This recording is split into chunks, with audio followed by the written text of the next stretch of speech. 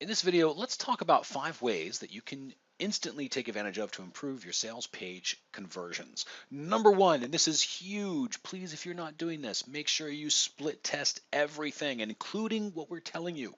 So if we recommend that you use an orange button, that may be something that works for us, but it does not necessarily mean it's going to work for you. So you want to make sure that you split test the idea. So at the end of the day, if you are not split testing your copy, if you're not split testing your headlines, if you're not split testing images, if you're not split testing the actual offer, you're missing out on massive amounts of improvement. And it's not that it might improve or it might not. You absolutely will find improvement. It may take you a little bit of a journey, but you will find higher conversions. And the only way to do that is to split test it. So you can use a tool like Visual Website Optimizer if you want. It's very simple. You can use Google Experiments, which will also take care of a lot of the stuff. But VWO is very, very easy to use. It's what we use and what we use for a lot of our clients.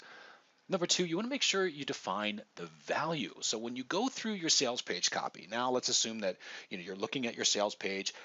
Is it written more from your perspective or is it written more from their perspective? So from the actual buyer. And remember, you're not talking to somebody who's maybe interested or maybe not. You're talking to somebody who would like to buy this, somebody who has this need, somebody who, maybe has a set of specific objections that they might have questions around, and ultimately they're just going to buy it because it makes sense for them to buy. That's who you're writing to. If you're trying to write to people to convince them to buy, it's the wrong tone. You're going to tune out the people who want to buy because it's not really written from them. And the people who really don't want to buy can't be convinced anyway.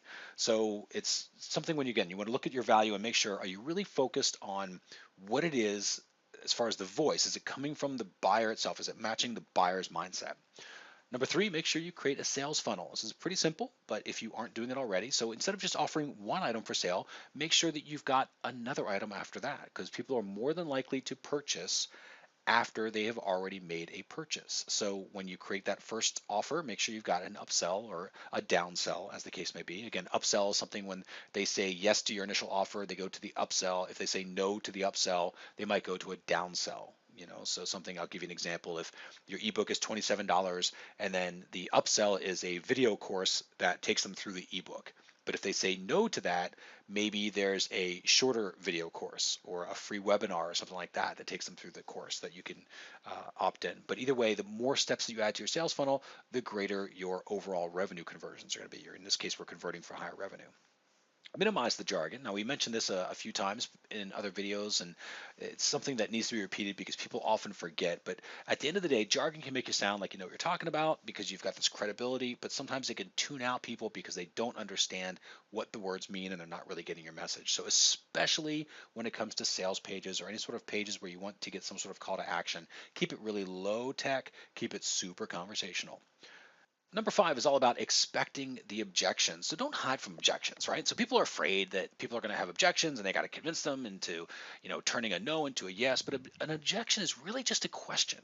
And if you're the one bringing those up in your sales copy, then you're really matching the conversation that's already going on inside your prospect's mind. So if somebody's going through here and they're wondering, at a particular point in the sales page copy, they might be wondering, well, yeah, but is this really worth it? Is this thing really, how do I know this really works? And right about then, you kind of go, hey, listen, I understand a lot of people have questions about how we can tell if this works or not. Here's what we did, or here's other people that used it, or here's how we make sure that we update it all the time, or whatever the objection is. If you bring them up in your sales copy, the prospect doesn't have to. You're not making them think, you're just naturally giving them the information that they would want anyway, and you keep the lead in the sales process. And this is a really important way to improve your conversions.